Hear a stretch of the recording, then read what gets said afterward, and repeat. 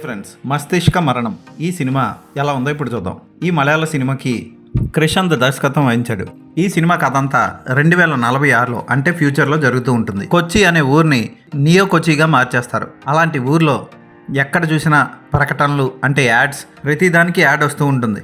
మొత్తం ఆర్టిఫిషియల్గా బతుకుతూ ఉంటారు జనాలు. VR హెడ్సెట్స్ వాడి కోచింగ్లు తీసుకుంటూ ఉంటారు.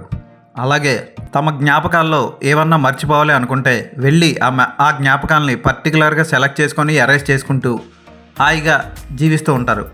అలాంటి బతుకుల్లో ఒక బతుకుతూ ఉంటాడు బిమల్. ఈ బిమల్కి కూతురు చనిపోయి ఉంటుంది. అయితే ఇతను VR గేమ్స్ ఆడుతూ చావు వరకు వెళ్ళొస్తాడు. అలాంటి విమల్కి అనుకోకుండా ఏం జరిగింది, అతను ఇష్టపడుతున్న హీరోయిన్తో అతను ఏం చేశాడు అన్నది మిగిలిన కథ. ఇది అందరూ చూసి మెచ్చుకోదగ్గ సినిమా అయితే కాదు. డైరెక్టర్ క్రిషాంత్ కొంచెం వెటకారంగా ఈ సినిమాని తీశాడని చెప్పొచ్చు.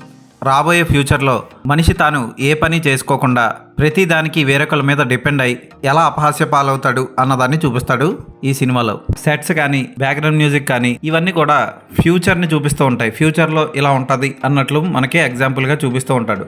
ఏఐ ఉపయోగించి మనుషులు ఎలా తమ నైపుణ్యాలను కోల్పోతున్నారు, ఏఐ మీద పూర్తిగా ChatGPT, డాన్స్ లాంటి ఏఐ టెక్నాలజీని ఉపయోగించి మనిషి ఎలా పూర్తిగా తన మైండ్ని పాడు చేసుకుంటున్నాడో కూడా చూపిస్తాడు.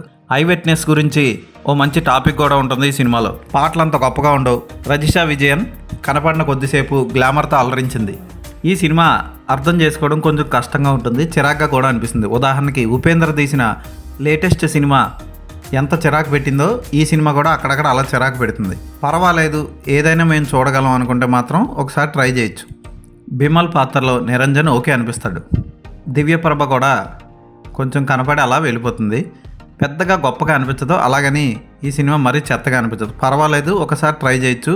ఈ టైప్ సినిమాలు సైన్స్ ఫిక్షన్ లాంటివి ఇష్టపడితే ఒక్కసారి ట్రై చేయొచ్చు. ఈ సినిమాకి నేను ఇచ్చే రేటింగ్ 2.5/5. ఈ సినిమా మలయాళంలో రిలీజ్ అయింది.